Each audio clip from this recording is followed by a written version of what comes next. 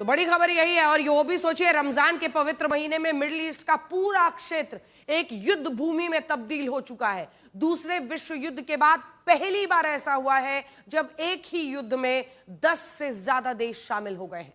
Iran ने Israel और America के हवाई हमलों के बाद सऊदी अरब, यूएई, कुवैत, कतार, बहरीन, इराक, सीरिया और जॉर्डन में अमेरिका के मिलिट्री और नेवल बेसिस पर लंबी दूरी की बैलिस्टिक मिसाइलें दागी हैं। देख लीजिए गिनती से। सोचिए, एक ऐसी लड़ाई जिसमें इजराइल और ईरान तो है ही, लेकिन मिडिल ईस्ट के ये सारे देश, कतर में देखिए कैसे वो धमाका होता है, उसके बाद कुवैत देखिए, बहरीन में देखिए कैसे वहां पर धमाका हुआ, यूएई, दुबई में तो 3-3 धमाके शाम तक हो रहे हैं। आप कल्पना नहीं कर सकते यूएई में ये हो रहा है।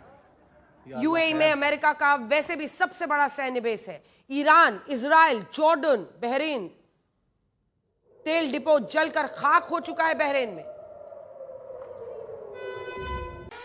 तो बड़ी खबर यही है। और वो भी सोचिए, रमजान के पवित्र महीने में मिडिल ईस्ट का पूरा क्षेत्र एक युद्ध भूमि में तब्दील हो चुका है। दूसरे विश्व युद्ध के बाद पहली बार ऐसा हुआ है जब एक ही युद्ध में 10 से ज्यादा देश शामिल हो गए हैं।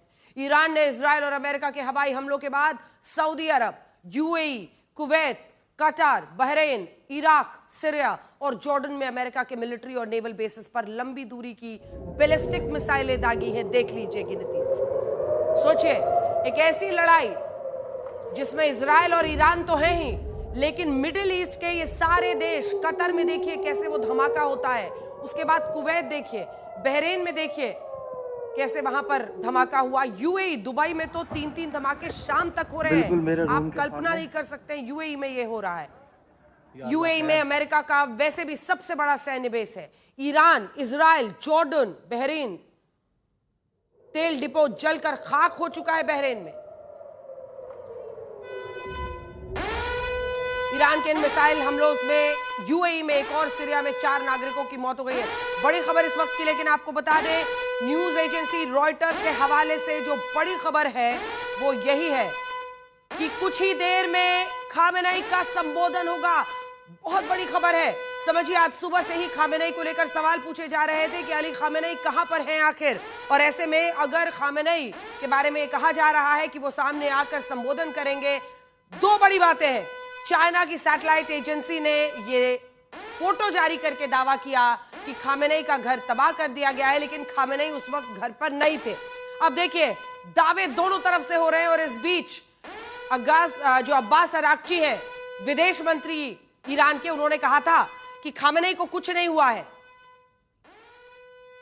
और अब खामेनेई का संबोधन, इसका मतलब समझिए, अगर खामेनेई सामने आकर अमेरिका को फिर से ललकारते हैं और फिर वो मिडिल ईस्ट के देशों पर क्या कहते हैं, हम बार बार आपको बता रहे हैं, रमजान का पाक महीना है, हालात ऐसे बन गए हैं कि सारे मुस्लिम देश इस वक्त आमने सामने की स्थिति में है और ईरान मुस्लिम देशों पर हमला कर रहा है, जिसमें यूएई शामिल है। 4 लोगों की मौत हुई है यूएई में। यूएई के विदेश मंत्रालय ने अब से कुछ देर पहले यह ऐलान किया है कि ईरान को इस हमले की बहुत बड़ी कीमत चुकानी होगी। यूएई में अमेरिका का सबसे बड़ा सैन्य बेस है और ऐसे में जब यूएई इस तरह की बात कर रहा है तो जाहिर तौर पर ईरान उसको सबसे बड़ी चुनौती ले रहा है और इसीलिए यूएई में ही सबसे बड़ा हमला कर रहा है। दुबई में शाम में 3 धमाके हुए हैं और उसके बाद आप सोचिए क्या स्थिति बन रही है। देखिए, इस तरह की धमकी सऊदी अरब, बहरीन, कुवैत, कतार और जॉर्डन ने भी अब ईरान को दे दी है। मतलब यह है कि अब यह युद्ध ईरान और अमेरिका के बीच सीमित नहीं रह गया है। ईरान को मिडिल ईस्ट के जो तमाम देश है वहां पर धमकी मिल रही है। अब यह युद्ध पूरे मिडिल ईस्ट में फैल गया है, जहां इस्लामिक रिपब्लिक ऑफ ईरान का सामना मिडिल ईस्ट के 8 बड़े मुस्लिम देशों से होगा और ये सारे मुस्लिम देश रमजान के महीने में एक दूसरे पर बारूद और मिसाइलें बरसाएंगे।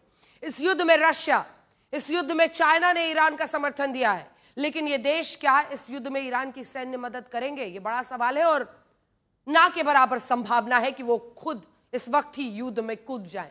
हालांकि रशिया और चाइना से मदद नहीं मिलने पर भी ईरान अब पीछे नहीं हटेगा।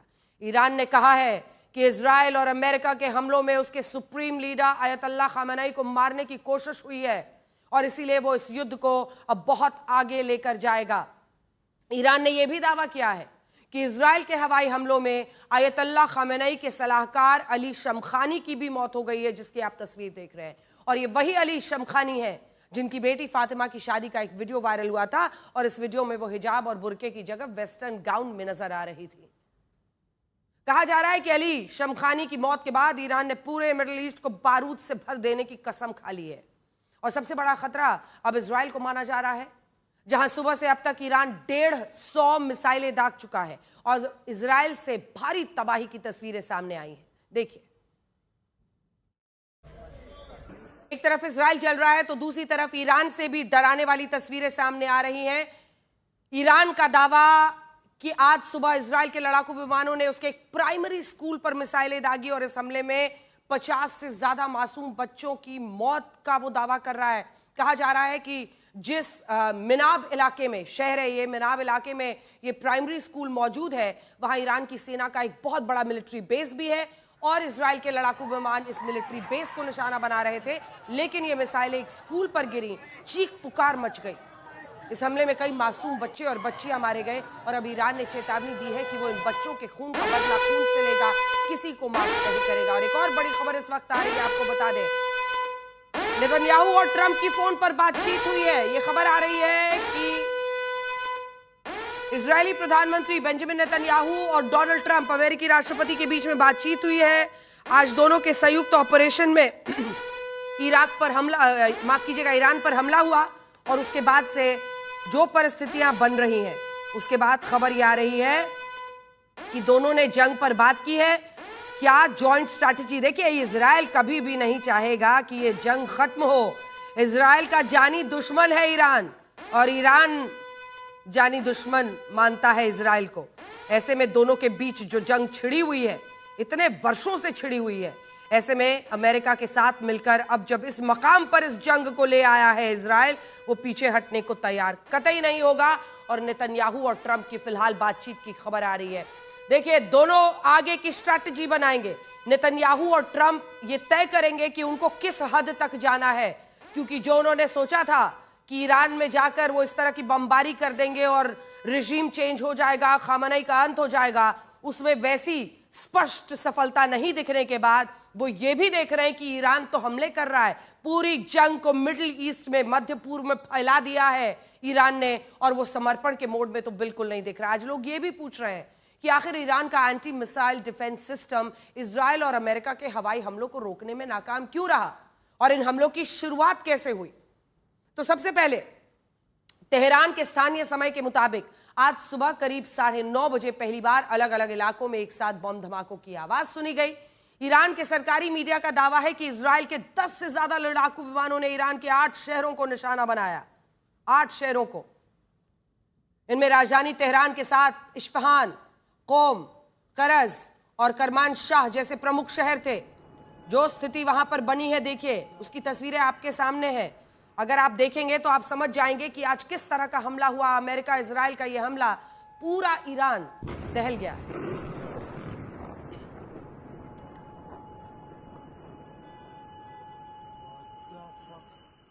तो शुरुआत में हमने आपको इजराइल की तस्वीरें दिखाई। इजराइल में भी देखिए उनका एयर डिफेंस सिस्टम पूरी तरह से काम नहीं कर पाया नेतन्याहू का, लेकिन इतना नुकसान नहीं जितना ईरान में दिख रहा है। ईरान का एयर डिफेंस सिस्टम पूरी तरह से नाकाम दिखाई दे रहा है। इसके पीछे की वजह आपको बताएंगे, लेकिन उससे पहले आइए आपको इस नक्शे पर दिखाते हैं, जिससे आप समझ जाएंगे कि ईरान पर इजराइल और यूएस के हमले कहां कहां पर हुए। तो ये सारे इलाके हैं जिसमें तबरीज, उर्मिया, जंजन, करमानशाह, इलम, इस्फहान, लोरेस्टिन प्रांत, यहाँ पर शिराज है, बुशेहर है, कारज है, दमावंद है और जो राजधानी तेहरान है, इन सभी जगहों पर ताबड़तोड़ आप सोचिए कि आज सुबह सुबह इजराइल और अमेरिका का हमला हो गया और दक्षिणी ईरान, पूर्वी ईरान में कोई हमला लेके नहीं हुआ। इसका प्रमुख कारण यह था कि ईरान के परमाणु और सैन्य ठिकाने उत्तरी और पश्चिमी ईरान में मौजूद है। द न्यूयॉर्क टाइम्स के मुताबिक इन हमलों को 3 भागों में बांटा गया।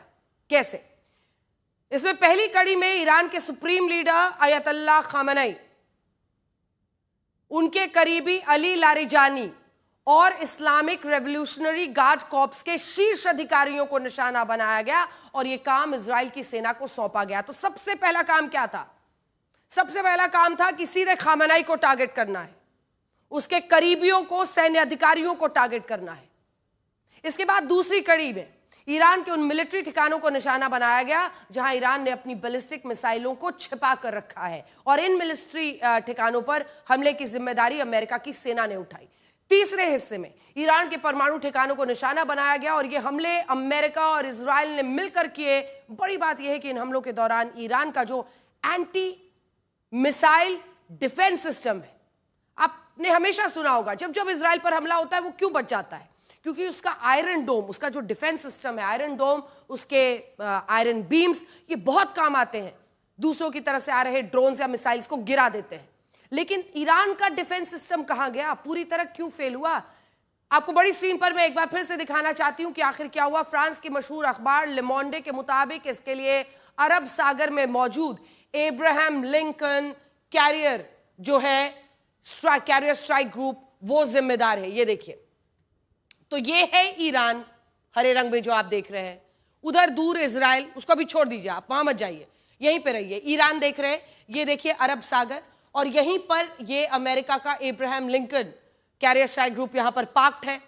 अब इसकी मदद कैसे ली अमेरिका ने, क्या किया? दुनिया के सबसे बड़े एयरक्राफ्ट कैरियर में, जिस पर इलेक्ट्रॉनिक अटैक एयरक्राफ्ट मौजूद रहते हैं, आप समझ रहे हैं, इसी ये बहुत बड़ा वॉरशिप है, देखिए इसकी तस्वीर, ये सारे एयरक्राफ्ट उस पर रहते हैं, और यही इलेक्ट्रॉनिक अटैक एयरक्राफ्ट मौजूद रहते हैं जिन्हें ग्राउलर एयरक्राफ्ट भी कहा जाता है। दावा है कि हमले से पहले इन्हीं विमानों ने उड़ान भर के ईरान के अलग अलग शहरों में मौजूद एंटी मिसाइल डिफेंस सिस्टम के रडार कंट्रोल को ही जैम कर दिया। ये देखिए, यानी इस एयरक्राफ्ट कैरियर में, एब्राहम लिंकन एयरक्राफ्ट कैरियर में जितने भी मौजूद थे ये एयरक्राफ्ट, उन्होंने अलग अलग जगहों पर जाकर उनके एयर डिफेंस सिस्टम के रडार कंट्रोल को ही जैम कर दिया। और ये देखिए, आपको इसी में समझ में आ जाएगा कि ये वहां पर अरब सागर से उठे एब्राहम लिंकन से एयरक्राफ्ट और जो उनका एयर डिफेंस सिस्टम था उसके रडार कंट्रोल को जैम कर दिया। ये वो स्थिति होती है जिसमें किसी भी एंटी मिसाइल डिफेंस सिस्टम के लिए दुश्मन देशों की मिसाइलें, उनके लड़ाकू विमानों को इंटरसेप्ट करना मुश्किल हो जाता है। जैम है, आप कैसे रोकेंगे? रडार कंट्रोल मिसाइल लॉन्चर्स को सिग्नल ही नहीं दे पा रहे, और इसी तरह से ये एंटी मिसाइल डिफेंस सिस्टम किसी काम के नहीं रहते। और दावा है कि इस हमले में भी ऐसा ही हुआ। अमेरिका के ग्राउलर एयरक्राफ्ट ने ईरान के रडार कंट्रोल को जैम कर दिया। बड़ी खबर इस वक्त आ रही है, मिनाब में स्कूल पर इजराइल का हमला। ईरान का दावा है कि बच्चों की जो संख्या है, छात्रों की संख्या, बताया जा रहा है प्राइमरी स्कूल था, और प्राइमरी स्कूल में मरने वाले बच्चों की संख्या अब 85 बताई जा रही है, 85।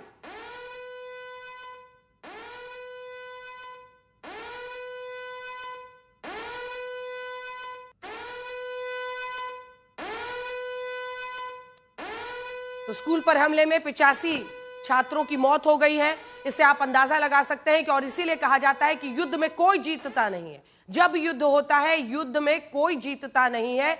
एक बात की निश्चित गारंटी रहती है कि आम लोग मारे जाते हैं, और अगर बच्चे मारे जाते हैं तो उसकी खबर आप सुन ही रहे हैं। बहरहाल, अमेरिका के ग्राउलर एयरक्राफ्ट ने ईरान के रडार कंट्रोल सिस्टम को जैम कर दिया, जैसा हम आपको बता रहे थे। इसके बाद क्या हुआ? आखिर क्यों ईरान पर यह हमला, जबकि उसको पहले से पता था ऐसा किसी भी दिन हो सकता है, नाकाम रहा? दरअसल अमेरिका ने जो चाल चली उसमें वो कामयाब रहे, और ये जो एब्राहम लिंकन उनका वहां पर एयरक्राफ्ट कैरियर है, वहां से निकले एयरक्राफ्ट ने एयर डिफेंस सिस्टम के रडार को जैम किया। इसके बाद इजराइल के लड़ाकू विमानों के लिए ईरान में घुसकर बमबारी करना बहुत आसान हो गया। यहां ईरान भी इन हमलों से हैरान रह गया, क्योंकि उसे अब तक यही लगता था कि उसके एंटी जो मिसाइल डिफेंस सिस्टम है वो कुछ तो मुकाबला करेंगे। ईरान के पास बावर 373 नाम का डिफेंस सिस्टम है, अधिकतम 400 किलोमीटर दूर से आ रही मिसाइलों के लड़ाकू विमान को इंटरसेप्ट करता है। S-400 अमेरिका के पेट्रियट सिस्टम से ज्यादा आधुनिक घातक माना जाता है, लेकिन अमेरिका ने आज ईरान के इस डिफेंस सिस्टम को जाम करके उसकी गलतफहमी दूर कर दी। इसके अलावा तेहरान, कोम, करज जैसे शहरों में जहां रशिया का S-300 डिफेंस सिस्टम तैनात है, उसका भी रडार कंट्रोल जैम हो गया। और इसके बाद इजराइल और अमेरिका ने संयुक्त रूप से ईरान पर बड़े और सटीक हमले कर दिए। इनमें इजराइल की वायुसेना ने तेहरान में सुप्रीम लीडर अयतुल्लाह खामेनेई को लेकर जो तमाम बातें कही हैं वो अब हम आपको बताने वाले हैं, क्योंकि इजराइल की जो वायुसेना है उसने तेहरान में सुप्रीम लीडर आयतुल्लाह खमेनी के घर पर मिसाइलें दागी हैं। क्या वो तस्वीर आ गई है? अगर आ गई है तो दिखा दीजिए, क्योंकि ये सैटेलाइट फोटो है जो ली गई है। सरकारी इमारतों को निशाना बनाया, इस्लामिक रेवोल्यूशनरी गार्ड कॉर्प्स के मुख्यालय पर बमबारी की गई, ईरान के रक्षा और मिसाइल ढांचे को निशाना बनाया, बड़े सैन्य अधिकारियों के ठिकानों पर रॉकेट दागे गए और इसी दौरान परमाणु ठिकानों को भी निशाना बनाया गया है।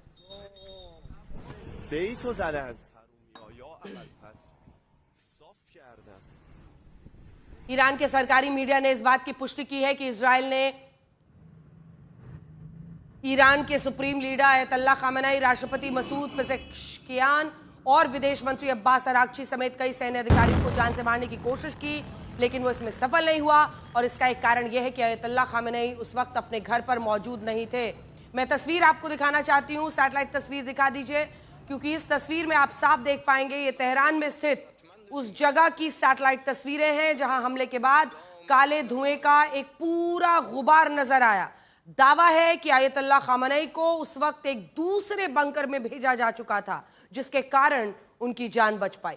लेकिन इस सैटेलाइट तस्वीर में यह पता चलता है कि इजराइल ने आज आयतुल्लाह खामेनी को जान से मारने की कोशिश की थी। तो आइए आपको बड़ी स्क्रीन पर जरा दिखाते हैं, क्योंकि ये जो जगह है, ये बताया जा रहा है कि ये अली खामेनी का वो ठिकाना है सैटेलाइट तस्वीर के जरिए जिसको दिखाया जा रहा है। ये देखिए, खामेनी के घर पर इजरायली हमला हुआ है और ये पूरा हिस्सा जो आप देख रहे हैं, इस अली खामेनी को लेकर ही सबसे बड़ा सस्पेंस बना हुआ है कि क्या वो जीवित है या वो जीवित नहीं है। लेकिन ये साफ है कि इजराइल ईरान ने अगर कुछ देर पहले ये दावा किया है कि अल खामेनी देश को संबोधित करेंगे, तो अब किसी भी वक्त उनका ये संबोधन शुरू हो सकता है। पूरे विश्व को इंतजार रहेगा वो क्या कहते हैं। वो क्या कहते हैं मिडिल ईस्ट के उन देशों पर, वो यूएई के खिलाफ क्या कहते हैं, क्योंकि यूएई ने सख्त चेतावनी दी कि अगर ये करते रहोगे तो हम वापस ईरान पर हमला करेंगे। सोचिए, रमजान के पाक महीने में ये तमाम मुस्लिम देश आपस में भिड़ गए हैं। बुरी तरह से मिडिल ईस्ट में अस्थिरता आ चुकी है। और खामेनी के घर की इस तस्वीर को देखिए, जिसमें सैटेलाइट तस्वीर ही बता रही है कि पूरा ये जो इलाका है, हमने इसीलिए उसको आपके लिए मार्क कर दिया है, ये पूरी तरह से यहां पर अटैक हुआ, ध्वस्त दिख रहा है। लेकिन ईरान का दावा है कि अल खामेनी वहां से निकल चुके थे। ये दावा है ईरान का कि वो किसी दूसरी जगह पर किसी दूसरे बंकर में है और उनको सुरक्षित रखा गया है। ऐसे में ये जरूर कोशिश होगी ईरान की कि अली खामेनी को लेकर जो इस वक्त एक स्थिति है वो सामने आए, वो क्या बोले, और जो एक बहुत बड़ा तबका ईरान का उनके खिलाफ हो गया था, उसको कैसे साथ किया जाए।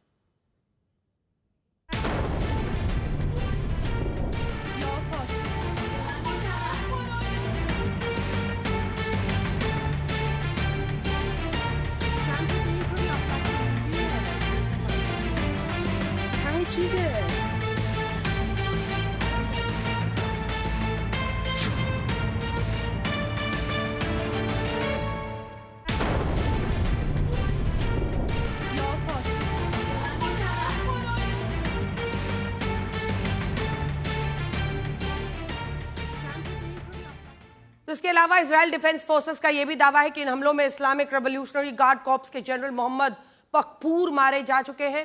ये वही जनरल हैं जिन्हें पिछले साल उस वक्त आईआरजीसी का हेड बनाया गया था जब 12 दिनों तक चले युद्ध में इजराइल ने जनरल हुसैन सालामी की हत्या कर दी थी। और इसके बाद आईआरजीसी का पूरा कार्यभार जनरल मोहम्मद पकपूर संभाल रहे थे। लेकिन अब दावा है कि आज के हमलों में उनकी हत्या हो गई है। आइए आपको सीधे लिए चलते हैं। मुझे बताया जा रहा है कि यरूशलेम से इस वक्त हमारे साथ प्रताप जुड़ रहे हैं। प्रताप, आपने क्या देखा है, हमारे दर्शकों को बताइए। इस वक्त आप कहां पर हैं, क्या आपने देखा और क्या आप लोगों को क्या डर सता रहा है? अभी कुछ डर तो नहीं सता रहा है, लेकिन यहाँ पर वॉर का माहौल है। मैं अभी इजराइल के जेरूसलम सिटी में हूँ। हाँ? और यहाँ पे आज सुबह 6:30 बजे से दोपहर तक सायरन बजा है और मिसाइल का अटैक हुआ है। तो इसकी वजह से हम लोग सभी अभी सुरक्षित है और कोई दिक्कत नहीं है। जो भारतीय है उसे कोई दिक्कत नहीं है, अभी सब सुरक्षित है और सेफ है। जब ऐसा सायरन बजता है सब लोग बंकर में चले जाते हैं, अपने रूम में चले जाते हैं।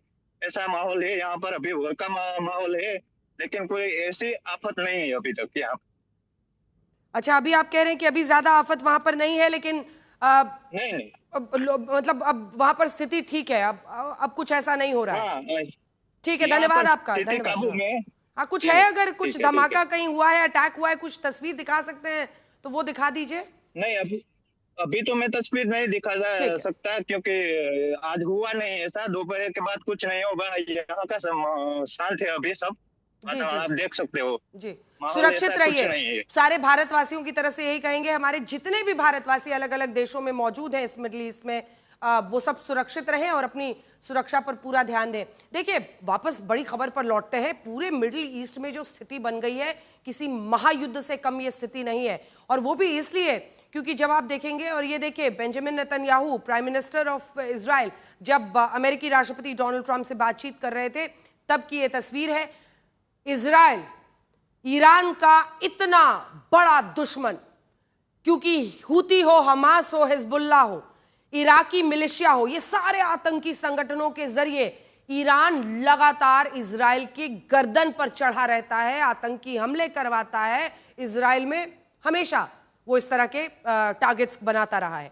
लेकिन वहीं दूसरी तरफ अब अमेरिका और इजराइल ने ये सीधा हमला कर दिया है, और ईरान में अगर स्कूल्स पर भी ये हमले हुए हैं तो ये बड़ी चिंता, क्योंकि अब ईरान कर रहा है मिडिल ईस्ट के देशों पर हमला, और ये युद्ध फैलता जा रहा है। दावा ये किया जा रहा है कि ईरान के रक्षा मंत्री और सेना के commander in chief Aamir Hatami को भी इजराइल ने इन हमलों में ये जान से मार दिया है, और ये ईरान के वो जनरल थे जिन्होंने 14 साल की उम्र में बंदूक उठा ली थी। रुक जाइए एक सेकेंड। ईरान के साथ युद्ध के बीच ये जो बातचीत हुई है, वो बड़ी खबर हम आपको बता रहे हैं। दोनों ने फोन पर बात की है। जाहिर तौर पर अब कोशिश यही रहेगी कि आगे की स्ट्रैटेजी फाइनल की जाए। अब देखिए, एक और बहुत बड़ी खबर आ रही है जो इस वक्त हम आपको नीचे दिखा रहे हैं। नेतन्याहू ने ट्रंप से फोन पर बात की है, लेकिन इसी के साथ स्ट्रेट और हॉर्मुज को क्या बंद करने की नीति पर ईरान चल रहा है। विश्व का आप सोचिए 20% कच्चा तेल वहीं से जाता है। 20% कच्चा तेल अगर स्ट्रेट ऑफ हॉर्मुज से जाता है, चाइना जैसे देश का 60%, भारत जैसे देश का भी काफी हिस्सा, मतलब 60-70% तेल उधर से कच्चा तेल आता है, तो ऐसे में बहुत बड़ी मुश्किल की घड़ी ये होगी, क्योंकि एक अस्थिरता पूरे विश्व में तेल की कीमतों में आएगी, और इसी वजह से कई देश प्रभावित होंगे, और इसी के साथ पूरी जो आप समझ सकते हैं कि अस्थिरता आएगी। लेकिन हम जिस जनरल की बात कर रहे थे वो आपको बता दें कि 14 साल की उम्र में उन्होंने हथियार उठाए थे। आयतुल्लाह खामेनी अपने इस जनरल पर बहुत भरोसा करते थे, लेकिन इजराइल आमिर हातमी को अपना दुश्मन मानता था। इसीलिए इजराइल ने आज के हवाई हमलों में आमिर हातमी की भी हत्या कर दी है। आप इन तस्वीरों को देखिए, जिनसे आपको ये पता चलेगा कि अब ये युद्ध आसानी से खत्म नहीं होगा। दोनों तरफ नाक की लड़ाई बन गई है। शायद ये तीसरे विश्व युद्ध को जन्म दे सकता है।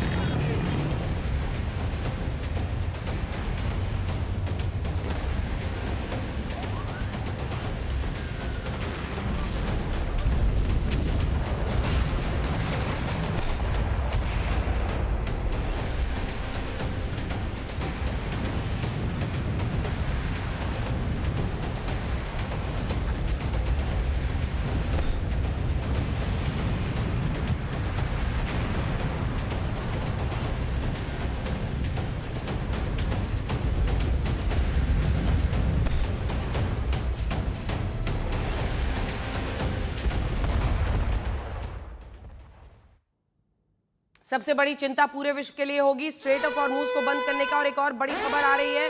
बड़ी खबर आपको बता दें, न्यूज एजेंसी रॉयटर्स के हवाले से बड़ी खबर है कि अली खामेनी कुछ देर में संबोधित कर सकते हैं ईरान की जनता को। थोड़ी देर में खामेनी का संबोधन होगा। किसी भी घड़ी अब खामेनी का संबोधन हो सकता है।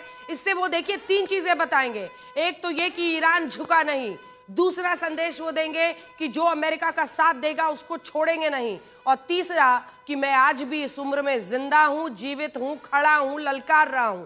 तो ये बहुत बड़े मायने होंगे। अगर अली खामेनेई अब से कुछ देर में संबोधन करते हैं, वो बड़ी बातें, देखिए इससे पहले भी उन्होंने जबरदस्त कठोरता, अगर आप देखिए तो अब्बास अरागची ने साफ साफ कहा था कि अमेरिका फर्स्ट नहीं, डोनाल्ड ट्रंप इजराइल फर्स्ट कर रहे हैं। कुवैत एयरपोर्ट पर ईरान का ड्रोन अटैक हो गया है। ईरान के पास जो ड्रोन की पूरी फौज है, मतलब एक तरह की, वो लगातार इन तमाम देशों पर अटैक कर रहा है। और अगर कुवैत के एयरपोर्ट पर ईरान ने ड्रोन अटैक कर दिया है, डैमेज असेसमेंट करना होगा कि आखिर कितना नुकसान हो रहा है, लेकिन ड्रोन अटैक कर देना कुवैत के एयरपोर्ट पर अपने आप यह संकेत दे रहा है कि अब ईरान पीछे हटने के मूड में बिल्कुल नहीं है।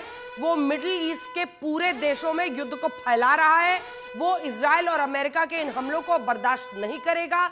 जिन अमेरिकी बेसिस का मिडिल ईस्ट इस्तेमाल करने दे रही हैं, उनको उसकी सजा देने पर आमादा हुआ अली खामेनेई और उनकी सेना इस वक्त ड्रोन अटैक कर रहे हैं। कुछ लोगों के घायल होने की खबर है लगातार, चाहे वो दुबई में सबसे बड़ा हमला हो, यूएई में हमला हो, चाहे वो बहरीन में हो, चाहे वो कतर में हो, अलग अलग हॉर्मूज से ही दुनिया का 25% तेल गुजरता है और ऐसे में स्ट्रेट ऑफ हॉर्मूज को बंद करने की कोशिश कर सकता है ईरान। ये बहुत बड़ी खबर है, हम आपको मैप पर भी दिखाएंगे। ये देखिए, यहीं से सारा कच्चा तेल विश्व का निकलता है, 25% तेल गुजरता है और अगर इसी को वो ब्लॉक कर देगा तो कैसे कीमतें प्रभावित होंगी। चाइना, भारत जैसे देश का तो इससे कहीं ज्यादा हिस्सा तेल का यहां से गुजरता है। और देखिए दूसरी तरफ अली खामेनेई, जैसा कि मैं पहले भी आपको बता रही थी, अगर उनकी तस्वीर है तो हमारे दर्शकों को दिखा दीजिए। अलग अलग वक्त पर वो कई संबोधन करते रहे हैं। ये देखिए, अली खामेनेई कई जगहों पर सामने आकर अपने देश को जब जब संबोधित करते हैं तो उनका एक अलग अंदाज रहता है।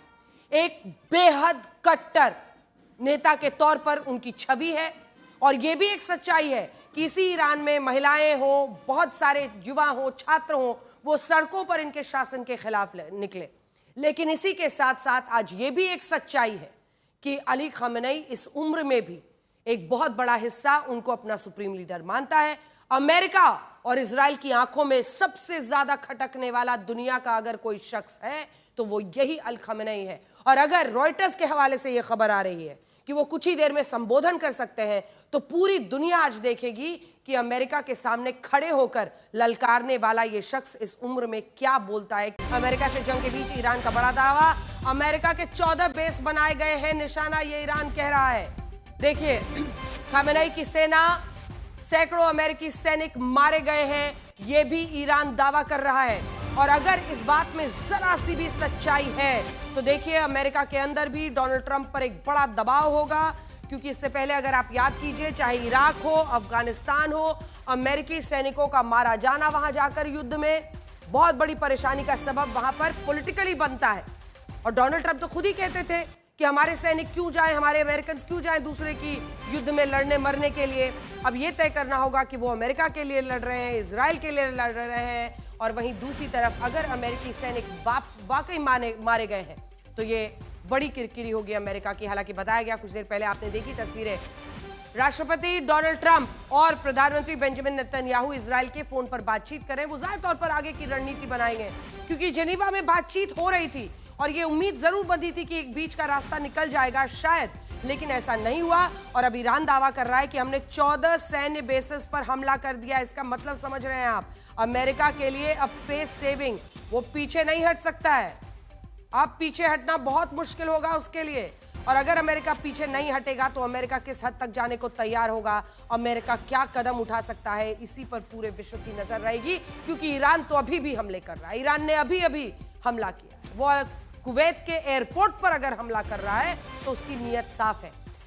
यह कहा जाता है कि ईरान के पास सबसे बड़ा ड्रोन आर्मी है, उसके पास इतने ड्रोन्स हैं जिससे वो ड्रोन्स की बारिश करके अटैक करता है और ड्रोन्स के जरिए वो अलग अलग जो उसके ये रहते हैं, निशाने रहते हैं, उन पर वो हमला कर देता है। इस पूरे युद्ध के दौरान आपने ईरान के विदेश मंत्री अब्बास अरागची को तो बार बार देखा, वो आज भी सुबह आए, उन्होंने कहा कि अमेरिका जो कर रहा है वो गलत है। इससे पहले आज तक को भी उन्होंने इंटरव्यू दिया था, उन्होंने सब कहा था कि अगर अमेरिका इजराइल हमला करते हैं तो हम छोड़ेंगे नहीं। आज उन्होंने कहा कि डोनाल्ड ट्रंप अमेरिका फर्स्ट नहीं बल्कि इजराइल फर्स्ट कर रहे हैं। लेकिन बड़ी बात यह है कि अली खामेनेई कहां है, और कुछ देर बाद अगर उनका संबोधन होगा तो हम आपको वो सीधा दिखाएंगे। लेकिन यहां दुनिया ये सवाल भी पूछ रही है कि जब अमेरिका और ईरान के बीच तीसरे दौर की बातचीत चल रही थी, तब इजराइल और अमेरिका ने ये कह रहे हैं कि उन्होंने ये हमले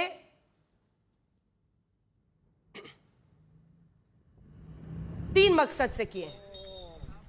ईरान की मिसाइल क्षमता को नष्ट करना। क्या कह रहा है अमेरिका? हमको उनकी मिसाइल क्षमता नष्ट करनी है, ईरान को परमाणु हथियार बनाने से रोकना है, तीसरा ईरान के खतरे को पहले ही खत्म कर देना, और चौथा ईरान में सरकार बदलकर अयतुल्लाह खामेनेई को उनके पद से हटाना, यानी रिजीम चेंज। अली खामेनेई सबसे ज्यादा खटकते हैं डोनाल्ड ट्रंप और नेतन्याहू की आंखों में। आप राष्ट्रपति ट्रंप को सुनिए, जिन्होंने ईरान की सेना से हथियार डालने की अपील की है और ईरान के लोगों से कहा है कि उनके पास बड़ा मौका है, अब वो अपनी सरकार को बदल सकते हैं। सुनिए। The armed forces and all of the police, I say tonight that you must lay down your weapons and have complete immunity, or in the alternative, face certain death. So, lay down your arms. You will be treated fairly with total immunity, or you will face certain death. Finally, to the great, proud people of Iran, I say tonight that the hour of your freedom is at hand. Stay sheltered. Don't leave your home. It's very dangerous outside. Bombs will be dropping everywhere. When we are finished, take over your government. It will be yours to take. This will be probably your only chance for generations. For many years, you have asked for America's help, but you never got it. No president was willing to do what I am willing to do tonight. Now you have a president who is giving you what you want. So let's see how you respond. तो Donald Trump ये भी कह रहे हैं कि बम गिर रहे हैं, चारों तरफ बारिश हो रही है बम की ईरान में, आप घरों में ही रहिए, अपनी सरकार को गिरा डालिए, ये आपके पास लोकतंत्र को फिर से बहाल करने का एक बड़ा मौका है। कई लोग ये भी मानते हैं कि शायद डोनाल्ड ट्रंप के पास कोई ट्रंप कार्ड है, यानी उनकी एजेंसीज ने और इजराइल की एजेंसीज ने पहले से ही वहां पर सत्ता परिवर्तन के लिए जमीन पर बहुत काम किया हुआ है, और धीरे धीरे इस युद्ध में खामेनेई को चारों तरफ से घेरने के बाद वो ऐसा रिजीम चेंज वहां पर करा देंगे। लेकिन वो तो बात की बात है, अभी तो फिलहाल जो स्थिति बन रही है उसमें सबकी नजर इस बात पर है कि आखिर ईरान और अमेरिका का ये युद्ध कहां तक पहुंचेगा। अगर खाड़ी के अन्य देशों में, मध्य पूर्व के तमाम देशों में ऐसी परिस्थिति बन रही है। आज राष्ट्रपति ट्रंप से हम ये भी पूछना चाहते हैं कि जब पिछले साल अमेरिका ने अपने B-2 बॉम्बर विमानों में से ईरान के परमाणु ठिकानों पर बंकर बस्टर बॉम्ब्स गिराए थे, राष्ट्रपति ट्रंप ने कहा था कि उन्होंने ईरान के परमाणु हथियार बनाने के खतरे को टाल दिया है, तो आज उन्हें यह हमला करने की जरूरत क्यों पड़ी? सुनिए, अभी बोला था 8 महीने पहले।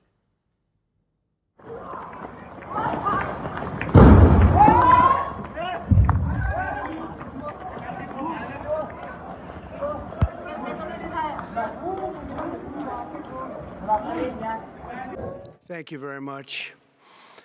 A short time ago, the U.S. military carried out massive precision strikes on the 3 key nuclear facilities in the Iranian regime: Fordow, Natanz, and Esfahan. Everybody heard those names for years as they built this horribly destructive enterprise.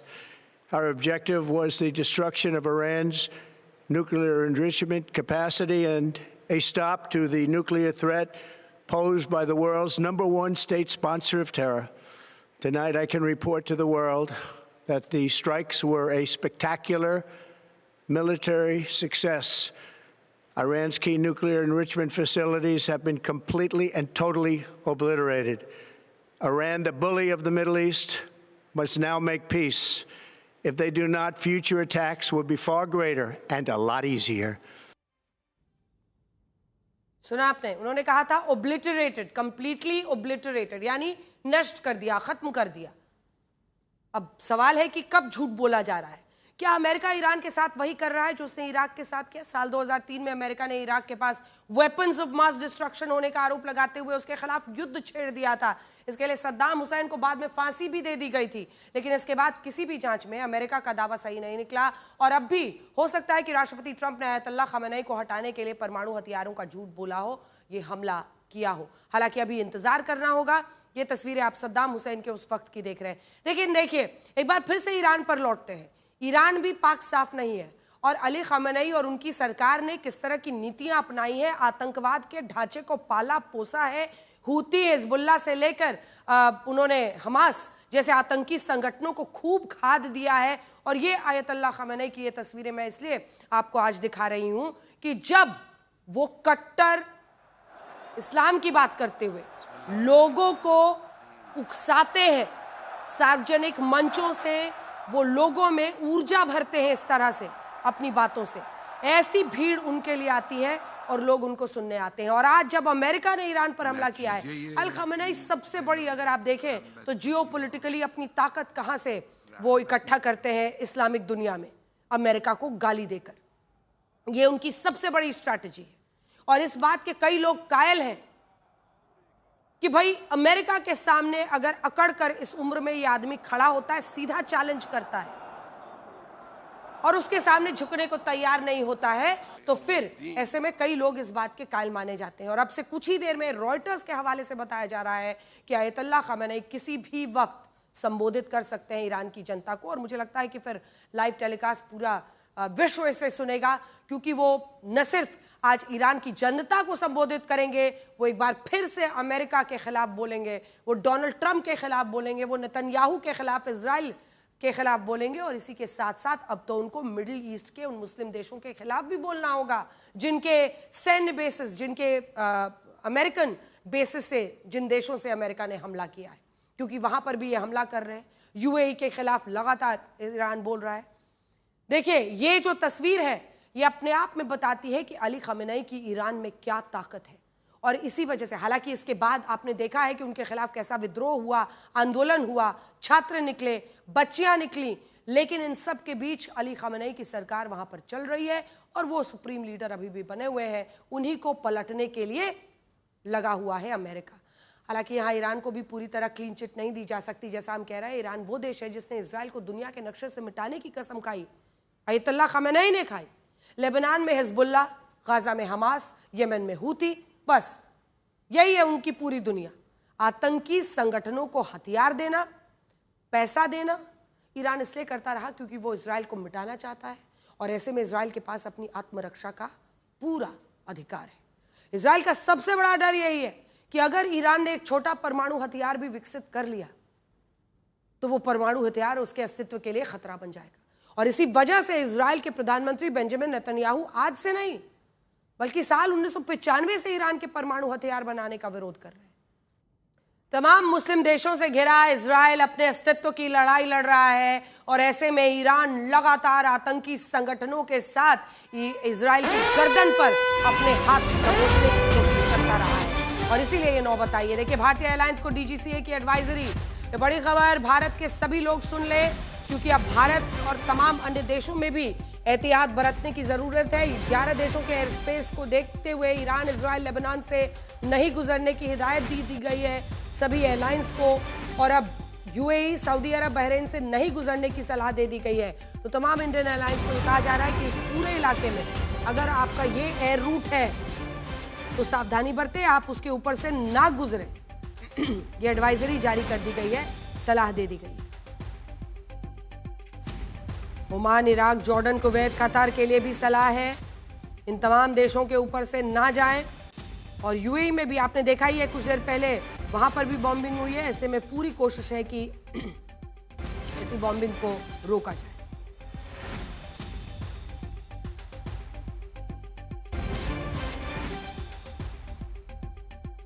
तो एक बार फिर से आपको बता दें कि DGCA ने guidelines जारी की है और बड़ा संदेश यही है कि जितनी इंडियन एयरलाइंस है वो सावधानी बरतें इस पूरे इलाके में। अब Oman, Iraq, Jordan, Kuwait, Qatar, ये तमाम जो देश हैं, इनके ऊपर से जाना खतरे से खाली नहीं है, क्योंकि यहाँ पर जिस तरह से लगातार बॉम्बिंग हो रही है, मिसाइल्स दागे जा रहे हैं, कोई भी पीछे हटने को तैयार नहीं दिख रहा है। ये साफ बताता है कि स्थिति बहुत भयावह हो गई है। अब ये दो देशों के बीच में नहीं है, इजराइल ईरान नहीं है, ये पूरे मिडिल ईस्ट में आग फैल चुकी है। इजराइल के ईरान के खिलाफ अपने सैन्य ऑपरेशन को ऑपरेशन लायंस रोर का नाम दिया। मतलब ये होता है शेर की दहाड़। फिर खबर आ गई, मतलब हर सेकंड खबर आ रही है। आप देखिए इजराइल के मीडिया में इस सैन्य ऑपरेशन को शील्ड ऑफ जुदा भी कहा जा रहा है, जिसका मतलब होता है यहूदियों का रक्षा कवच या यहूदी राष्ट्र की रक्षा। लेकिन स्ट्रेट ऑफ हॉर्मुज, जिसकी एपिक फ्यूरी भी इसको नाम दिया गया है, उससे पहले जल्दी से मैं आपको एक बार दिखा देना चाहती हूं, क्योंकि आपकी हमारी जिंदगी पर भी इसका असर हो सकता है। अगर ये ज्यादा दिन चला, अगर स्ट्रेट ऑफ हॉर्मुज को बंद कर दिया ईरान ने, तो आप पर, हम पर, भारतीयों पर, हर देश पर असर होगा। देखिए ये है, सबसे पहले तो आप देख लीजिए, ईरान पिंक है इस वक्त, सऊदी अरब आप ग्रीन देख रहे हैं, ये यूएई है, ये ओमान है, ये फारस की खाड़ी और ये है ओमान की खाड़ी। और ये जो बीच में जगह है ना, ये वाला जूम इन कीजिए, इसको स्ट्रेट ऑफ हॉर्मुज बोलते हैं। इधर फारस की खाड़ी है, इधर पर है ओमान की खाड़ी, ये बीच में स्ट्रेट ऑफ हॉर्मुज है, जो कि ईरान, यूएई इधर है और ओमान है। ऐसे में अब कोशिश है ईरान की कि उसको ब्लॉक कर दे, क्योंकि दुनिया का लगभग 25% कहा जाता है, 20 से 25% जो कच्चा तेल है वो वहीं से गुजरता है, यही रूट है उसका, यहाँ से आता है, इधर से जाता है। और इसी में भारत का आप देखिए 30 से 35% है। स्ट्रेट ऑफ हॉर्मुज बंद हुआ तो कच्चे तेल की कीमत जानते हैं कहाँ पर पहुंच जाएगा? $90 प्रति बैरल। और ऐसे में हर देश पर असर होगा। और अगर इस तरह से महंगाई बढ़ेगी तो पूरे विश्व में एक अस्थिरता, आर्थिक अस्थिरता इसकी वजह से आएगी। देखिए अमेरिका ने अपने इस ऑपरेशन का नाम रखा है एपिक फ्यूरी, जिसका मतलब होता है महाक्रोध। हालांकि अमेरिका के इस महाक्रोध ने अब दुनिया को तीसरे विश्व युद्ध की तरफ तो धकेल दिया, और ईरान ने कसम खा ली है कि वो इस हमले के बाद पूरे मिडिल ईस्ट को बारूद से भर देगा। इजराइल और अमेरिका एक साथ ईरान पर बड़े हमले कर रहे हैं, और ईरान के 31 राज्यों में से 20 राज्यों में बड़ी तबाही हुई है। इन शहरों पर टॉमाहॉक मिसाइलों से हमला हुआ, जिन्हें दुनिया की सबसे खतरनाक क्रूज मिसाइल्स में से एक माना जाता है। टॉमाहॉक मिसाइलें कम ऊंचाई पर तेजी से उड़ान भरती हैं, जिससे उनके लिए रडार को चकमा देना आसान होता है, और ये मिसाइलें 450 किलोग्राम तक बारूद ले जा सकती हैं। अमेरिका जब भी किसी देश पर हमला करता है तो वो सबसे पहले इन्हीं मिसाइलों के जरिए दुश्मन को निशाना बनाता है।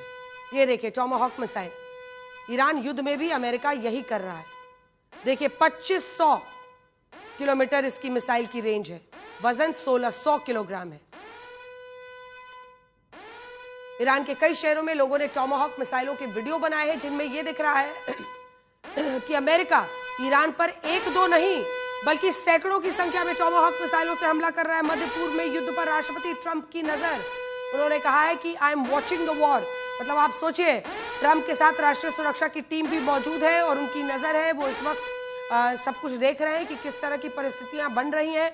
और कुछ ही देर पहले उन्होंने नेतन्याहू से बात भी की है मध्य पूर्व में युद्ध पर। अब देखिए ना कौन कौन से बड़े प्लेयर हैं इस पूरी जंग में। एक तरफ डोनाल्ड ट्रंप, इजराइल में बेंजामिन नेतन्याहू, तो इधर पर अली खामेनेई ईरान में। और ऐसे में अगर अली खामेनेई अब से कुछ देर बाद वाकई आते हैं और ईरान की जनता को संबोधित करते हैं, तो जाहिर तौर पर वो आग उगलेंगे अमेरिका और इजराइल के खिलाफ।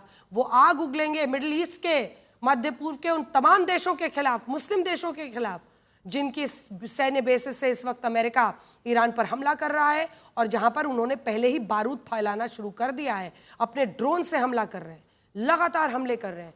मध्य पूर्व में जो स्थिति बनी हुई है उस पर डोनाल्ड ट्रंप की नजर है। लेकिन हम आपको एक दिलचस्प चीज दिखाना चाहते हैं, क्योंकि अमेरिका ईरान पर एक दो नहीं सैकड़ों की संख्या में ये जो टॉमाहॉक मिसाइलें हमने आपको दिखाई उससे हमला कर रहा है। देखिए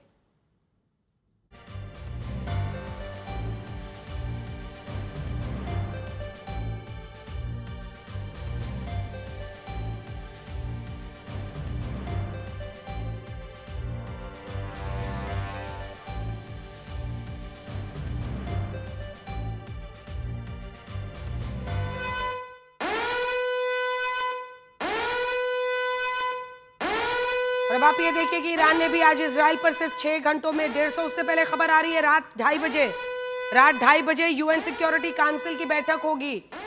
फ्रांस ने की थी सुरक्षा परिषद की बैठक की मांग, तो भारतीय समयानुसार रात 2:30 बजे यूएन सिक्योरिटी काउंसिल की बैठक होगी। वही सिक्योरिटी काउंसिल जिसमें अमेरिका भी है, वही सिक्योरिटी काउंसिल जिसमें ईरान जा रहा है, लेकिन सुनेगा कौन किसकी? फ्रांस ने की थी सुरक्षा परिषद की बैठक की मांग, क्योंकि इमैनुअल मैक्रों फ्रांस के राष्ट्रपति का यह साफ साफ कहना है कि युद्ध तुरंत बंद होना चाहिए। लेकिन क्या Donald Trump UN security council की बात मानेंगे? जाहिर तौर पर अगर कोई बीच का रास्ता निकाला जाता है युद्ध को रोकने के लिए, क्योंकि डोनाल्ड ट्रंप को भी अब समझ में तो आ ही रहा होगा कि ये स्थिति किस तरह की बन रही है। अब आप ये देखिए कि ईरान ने भी आज इजराइल पर सिर्फ 6 घंटों में 150 से ज्यादा मिसाइलें दागी। और बड़ी बात यह है कि इजराइल का anti missile defence system Iron Dome इनमें से कई मिसाइलों को रोकने में नाकाम रहा। और इजराइल से भी इस वक्त डराने वाली तस्वीरें सामने आ रही हैं। इजराइल के अलावा ईरान मिडिल ईस्ट के लगभग सभी देशों में अमेरिका के मिलिट्री बेसिस, नेवल बेसिस पर मिसाइलें दाग रहा है। कुछ ही देर पहले कुवैत एयरपोर्ट पर हमला कर दिया। इस वक्त ऐसा लग रहा है कि पूरा मिडिल ईस्ट का क्षेत्र एक युद्ध भूमि में तब्दील हो चुका है। ईरान ने यूएई में अबू धाबी के चाइना कैंप इलाके में, अबू धाबी में चाइना कैंप इलाके में मिसाइलें दाग दी। और अल जजीरा के मुताबिक ये एक रिहायशी इलाका है। अब आप सोचिए, कल्पना कीजिए, यूएई में अबू धाबी में रिहायशी इलाके में ईरान का हमला, जिसका अमेरिका से कोई संबंध नहीं था, लेकिन इसके बावजूद ईरान ने यूएई के रिहायशी इलाकों पर मिसाइलें दागी हैं। और अब यूएई कह रहा है कि ईरान को इन हमलों की बड़ी कीमत चुकानी होगी। यही है अर्थ जब हम ये कह रहे हैं कि हालात बदतर होते जा रहे हैं।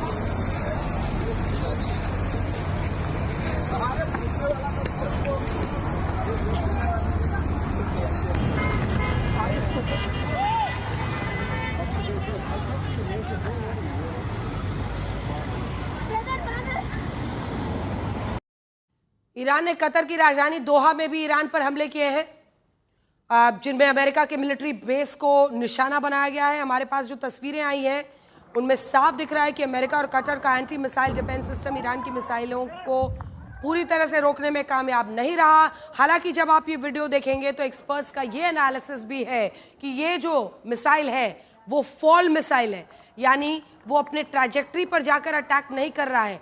उसको टारगेट किया गया है, वो गिरता है, लेकिन गिरता है बेस पर तो नुकसान होता है। वीडियो देखिए।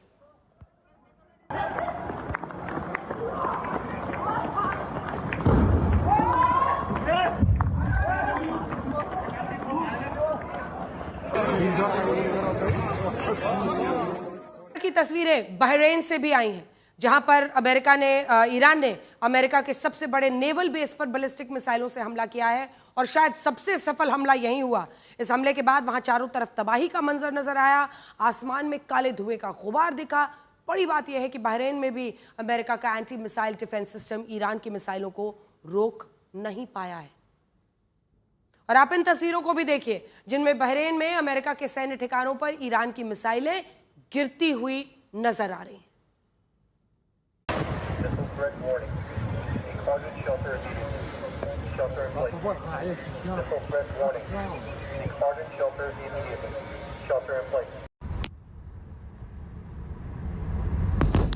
या अल्लाह, या अल्लाह, या अल्लाह, या अल्लाह, या अल्लाह, या अल्लाह, या अल्लाह।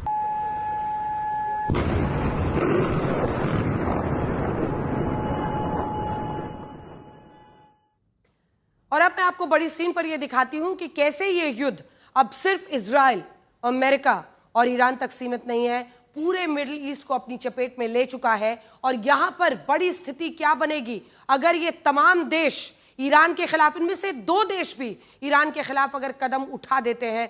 आप कल्पना नहीं कर सकते थे कुछ वर्षों पहले कि ये मुस्लिम देश आपस में इस तरह से लड़ते भिड़ते हुए रमजान के पाक महीने में दिखाई देंगे। लेकिन ये युद्ध कहां तक फैल गया है आप इस मैप से समझिए, क्योंकि अब ये बात सिर्फ डोनाल्ड ट्रंप और अली खामेनेई की नहीं रह गई है। अब इसी के साथ साथ ये अली खामेनेई वर्सेस यूएई, ये अली खामेनेई वर्सेस सऊदी अरब, ये अली अमनई वर्सेस बहरीन, ये अली अमनई वर्सेस कुवैत, ये अली खामेनेई वर्सेस इराक और अली खामेनेई वर्सेस जॉर्डन। क्योंकि ये तमाम ऐसे देश हैं जहां पर, थोड़ा सा जूम इन कीजिए, आपको ये दिखाएगा जहां जहां पर हमने ये आपको दिखाए हैं अमेरिकी फोर्सेस तैनात, ये उनके एयर बेसिस, उनके सैन्य बेसिस हैं। तो अमेरिका के सैन्य बेसिस सऊदी अरब में भी है, जॉर्डन में भी है, इराक में, कुवैत में, बहरीन में, कतर में, यूएई में। और ईरान यही कह रहा है कि जिसने अमेरिका की ईरान पर हमले में मदद की है अपना बेसिस देकर, हम उन देशों को छोड़ेंगे नहीं। ईरान ने Saudi Arab, UAE, Kuwait, Qatar, Bahrain, Iraq और जॉर्डन जैसे 7 देशों पर मिसाइलें दाग दी हैं। ईरान ने भी ये सभी हमले इन देशों में मौजूद अमेरिका के सैन्य ठिकानों पर किए हैं। लेकिन बात अब बहुत ज़्यादा बढ़ गई है। देखिए, Saudi Arab, UAE, Qatar, Bahrain, Jordan के विदेश मंत्रालयों ने क्या कहा है। वो कह रहे हैं कि ईरान के हमलों को अमेरिका के खिलाफ नहीं बल्कि अपने खिलाफ मानेंगे, और अब इन देशों की तरफ से भी ईरान को उसके हमलों का कड़ा जवाब दिया जाएगा। ऐसी स्थिति में ये देश भी इजराइल और अमेरिका के बाद ईरान पर हमले कर सकते हैं। और अगर ऐसा होता है तो ये युद्ध आग की तरह फैल जाएगा। अगर इनमें से 2 देश भी ईरान पर हमला कर देते हैं तो स्थिति बहुत चिंगारी की तरह है। जैसे तेल को चिंगारी भड़का देता है, वैसे ही कच्चे तेल के भंडार से भरे इन देशों में युद्ध की एक चिंगारी अब आग का गोला बनने वाली है। और इससे कितनी तबाही होगी आप इसका अंदाजा तक नहीं लगा सकते हैं। साल 1990 में जब गल्फ वॉर लड़ा गया, तब इसकी आड़ में अमेरिका ने मिडिल ईस्ट के देशों में अपने सैन्य ठिकाने और वहां अपनी सेना की तैनाती बढ़ाई। अमेरिका ने इन देशों से यह भी कहा कि वो इन देशों को सुरक्षा की गारंटी देगा, बदले में उसके मिलिट्री बेस इन देशों में स्थापित किए जाए। गल्फ वॉर हुआ, उस वक्त की स्थिति ऐसी थी, ये देश राजी हुए, अपनी जगह दी। और इसी का नतीजा ये हुआ कि आज मिडिल ईस्ट में अमेरिका के 19 सैन्य ठिकाने हैं, 19, जहां उसके 40 से 50 हजार सैनिक हमेशा तैनात हो सकते हैं। और अब ईरान ने कहा है कि वो इन अमेरिकी ठिकानों को बारूद से भर देगा, अमेरिका को ऐसा सबक सिखाएगा कि उसे पछतावा होगा कि उसने ईरान के खिलाफ ये युद्ध छेड़ा ही क्यों। आप ईरानी सेना के जनरल सरदार जब्बारी को सुनिए, जो ये कह रहे हैं कि अभी तो ईरान पुरानी मिसाइलों को दाग रहा है, आगे वो ऐसी नई मिसाइलें लेकर आएगा जिन्हें इससे पहले कभी नहीं देखा गया है। क्योंकि अभी भी माना जा रहा है कि फतेह जैसी जो उसके अलग अलग मिसाइलें हैं, सुपरसोनिक मिसाइल्स हैं, उसका इस्तेमाल अभी तक ईरान ने नहीं किया है। तो आपने सुना किस अंदाज में आज ईरान के सैनिक ललकार रहे हैं। और वो तो ये भी कह रहे हैं, हालांकि शुरू में सुनकर हंसी आ गई कि वो क्या कह रहे हैं। वो कह रहे हैं अभी तो स्क्रैप वाली हम ड्रोन्स इस्तेमाल कर रहे हैं और मिसाइल्स, अभी असल वाले इस्तेमाल करने बाकी हैं। लेकिन एक बात साफ है, संकेत साफ है। संकेत ये है कि ईरान झुकने को तैयार नहीं है, अली खामेनेई झुकने को तैयार नहीं है। राष्ट्रपति ट्रंप से सबसे बड़ी भूल ये हुई कि उन्होंने ईरान को वेनेजुएला समझ लिया। कई लोग इसकी चर्चा कर रहे हैं, उनको लगा था कि जैसे मादुरो को उठा कर ले गए वैसे यहाँ पर भी फौरन अटैक करके हो जाएगा सब कुछ। पिछली बार भी किया था, 8 महीने पहले 12 दिन चला, लेकिन न्यूक्लियर जो उसके प्लान्स थे कहा ओब्लिटरेटेड, लेकिन ऐसा कुछ हुआ नहीं। देखिए, ईरान वेनेजुएला नहीं है जहां अमेरिका अपनी सेना भेजा और वहां के राष्ट्रपति निकोलस मादुरो को ले गया, वैसे अयतुल्लाह खामेनेई को यहां पर वो गिरफ्तार करके ले जाए, ऐसी भी हालत नहीं है। ईरान को दुनिया की सबसे बड़ी मिसाइल पार माना जाता है, जिसके पास 32 मिसाइलों का जखीरा हो सकता है। इसके अलावा ईरान के पास ऐसी बैलिस्टिक मिसाइलों का जखीरा है जिनकी रेंज में यूरोप के भी आधे देश आते हैं। मिडिल ईस्ट तो छोड़िए, सोचिए अभी तो ये युद्ध मिडिल ईस्ट में फैला है, लेकिन अगर ईरान ने यूरोप में मौजूद अमेरिकी सैन्य ठिकानों को निशाना बनाने के लिए मिसाइलें दागनी शुरू की तो ये युद्ध कितना भयंकर हो जाएगा। पूरी दुनिया इस विश्व युद्ध की आग में झुलसने लगेगी। ये बात यूरोप के देशों को भी डरा रही है। और इस वक्त की बड़ी खबर आ रही है कि यूरोप के देशों में इस युद्ध से सनसनी पैदा हो गई है और स्पेन जैसे देश, फ्रांस जैसे देश अब खुलकर इस युद्ध को रोकने की बात कर रहे हैं। फ्रांस के राष्ट्रपति इमैनुअल मैक्रोन ने इस युद्ध को वैश्विक शांति के लिए एक बड़ा खतरा बताया है और ये कहा है कि इस युद्ध को रोकने के लिए संयुक्त राष्ट्र की सुरक्षा परिषद की आपात बैठक होनी चाहिए। और आज 2:30 बजे रात में ये बैठक होगी। वहीं आप आ जाइए स्पेन के प्रधानमंत्री पेड्रो सांचेज ने भी ईरान पर हुए हमले का विरोध किया और वो भी फ्रांस की तरह यूएनएससी में इस बार इस पर आपात बैठक बुलाने की मांग कर रहे हैं। तो यूरोप के भी तमाम देश जो हैं वो लामबंद हो रहे हैं। ब्रिटेन के प्रधानमंत्री कीर स्टारमर ने भी इस युद्ध पर फ्रांस और जर्मनी के राष्ट्राध्यक्षों से बात की है। ब्रिटेन अब ये योजना बना रही है कि अगर ये युद्ध और खतरनाक होता है तो ऐसी स्थिति में ब्रिटेन और उसके सहयोगी देश क्या करेंगे। देखिए, ये वही यूरोप है जो एक वक्त पर स्ट्रेटेजिक अलायंस पार्टनर रहता था अमेरिका का, लेकिन जब से ग्रीनलैंड को लेकर डोनाल्ड ट्रंप ने अपनी बात की तब से ये तमाम यूरोप देश भी अब अमेरिका से दूरी रखते हैं। देखिए आज लेकिन अगर यूरोप के ये देश सामने आ रहे हैं, इससे ये सवाल भी खड़ा हो रहा है कि क्या इस सैन्य संघर्ष के बाद दुनिया में तीसरे विश्व युद्ध की शुरुआत हो जाएगी। ऐसा हम इसलिए कह रहे हैं क्योंकि पहले और दूसरे विश्व युद्ध की शुरुआत भी इसी तरह उस वक्त पहले विश्व युद्ध में ऑस्ट्रिया के राजकुमार की हत्या के बाद ऑस्ट्रिया और सर्बिया दो देश आमने सामने हो गए थे, क्योंकि ऑस्ट्रिया का साथ जर्मनी दे रहा था और सर्बिया का साथ रशिया दे रहा था। इसीलिए ये युद्ध धीरे धीरे फैलता गया, इसने पूरे यूरोप को अपनी चपेट में ले लिया। दूसरा विश्व युद्ध, उसकी शुरुआत भी इसी तरह हुई। ऑस्ट्रिया के विलय और चेकोस्लोवाकिया पर कब्जे के बाद जब जर्मनी ने पोलैंड पर हमला किया तो ब्रिटेन और फ्रांस ने जर्मनी के खिलाफ युद्ध छेड़ दिया और इसके बाद धीरे धीरे और देश भी इसमें शामिल हो गए और इस तरह 6 सालों तक दुनिया में दूसरा विश्व युद्ध लड़ा गया। और अब मिडिल ईस्ट में जब 10 देश एक दूसरे के खिलाफ युद्ध में कूद पड़े हैं तब ऐसा लग रहा है कि अमेरिका ने तीसरे विश्व युद्ध की शुरुआत करा दी है और ये युद्ध पूरी दुनिया के लिए एक बड़ा संकट लेकर आने वाला है। हम आपको 5 पॉइंट्स में बताते हैं कि युद्ध कैसे दुनिया को बड़े संकट की तरफ धकेल रहा है। मिडिल ईस्ट के देशों में युद्ध और अस्थिरता का माहौल बनने से कच्चे तेल की आपूर्ति बाधित होगी। दुनिया को उसकी जरूरत का जो 34% कच्चा तेल है वो नहीं मिलेगा और इसी वजह से सबसे बड़ी वजह तो यही है जो हम आपको लगातार बता रहे हैं, कच्चा तेल फंसेगा और आगे बढ़िए, कच्चा तेल के फंसने की वजह से एक आर्थिक अस्थिरता आएगी, कीमतें बढ़ेंगी। चाइना जैसे देशों के लिए चिंताजनक है, भारत अपनी ज़रूरत का 35% लेता है, अब ये कच्चा तेल बढ़ा तो आप सोचिए कैसा होगा। कई लोग इस पर यह भी मान रहे हैं कि क्या ऐसी नौबत आती है अगर स्ट्रेट ऑफ हॉर्मूज को वाकई ईरान बंद कर देता है तो अमेरिका कच्चे तेल की कीमतों में स्थिरता लाने के लिए क्या रशिया पर लगाए गए सैंक्शंस को फिलहाल वापस लेगा? यह भी उसकी अभी तक की नीति पर सब बिल्कुल उसके विरुद्ध जाएगा। लेकिन देखते हैं क्या होता है और यही अनिश्चितता है। अब अगर आप मिडिल ईस्ट पर आइए, युद्ध क्षेत्र बन गया, दुनिया में मंदी आ सकती है और बहुत सारे मिडिल ईस्ट के देश ऐसे हैं जो कि ड्राइविंग फैक्टर्स हैं वर्ल्ड इकोनॉमी में और कच्चे तेल की कीमत $150 अगर चली गई तो समझिए क्या हाल होगा। ऐसा होने पर पूरी दुनिया में महंगाई बढ़ेगी, दुनिया में तीसरा विश्व युद्ध कई देशों को अपनी चपेट में लेगा। इसके अलावा अब अमेरिका के लिए इस युद्ध से पीछे हटना बहुत मुश्किल होगा।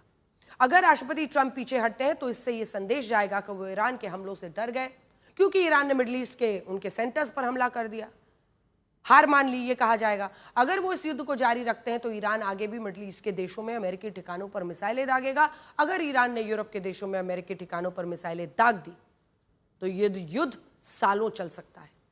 इसके अलावा ये युद्ध अयतुल्लाह खामेनी का भविष्य भी तय करेगा, क्योंकि अमेरिका और इजराइल का बड़ा मकसद यही है कि वो ईरान में सत्ता परिवर्तन, रेजिम चेंज कराना चाहते हैं।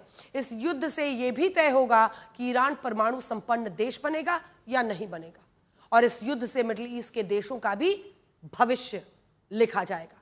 तो कुल मिलाकर तस्वीर साफ होगी। युद्ध में ईरान ने अपनी जो कामिकाजी ड्रोन्स है यानी आत्मघाती ड्रोन से अमेरिकी सैन्य बेसेस को सबसे बड़ा नुकसान पहुंचाया है। ये बड़ी खबर हम आपको बता रहे हैं क्योंकि जो सुसाइड ड्रोन्स हैं उसका इस्तेमाल किया है ईरान ने। बहरीन में जो मौजूद यूएस नेवल बेस है उस पर जानते हैं हमला हुआ है शाहिद 136 कामिकाजी ड्रोन से। आत्मघाती ड्रोन्स शाहिद के इस हमले से अमेरिका को एक बड़ा झटका दिया है। ईरान का दावा है कि बहरीन में हुए इस हमले में शाहिद ने लॉन्ग रेंज रडार सिस्टम तहस नहस कर दिया है। तो ईरान भी तैयार था और ये साफ है कि दिसंबर से ही ये बातें शुरू हो चुकी थी, तो ईरान को भी ये 2-3 महीने मिले जिसमें उसने पूरी स्ट्रैटेजी बनाई है और इसी वजह से फैसला पहले से लिया हुआ था कि अगर अमेरिका हमला करता है तो हम मिडिल ईस्ट के उसके सैन्य बेसेस पर हमला करेंगे। बहरीन में यूएस नेवल बेस के इस हमले का वीडियो भी सामने आया है। इन तस्वीरों में नेवल बेस के ठीक पर शाहिद कामकोजी ड्रोन काफी नीचे उड़ान भरते हुए देखा गया है।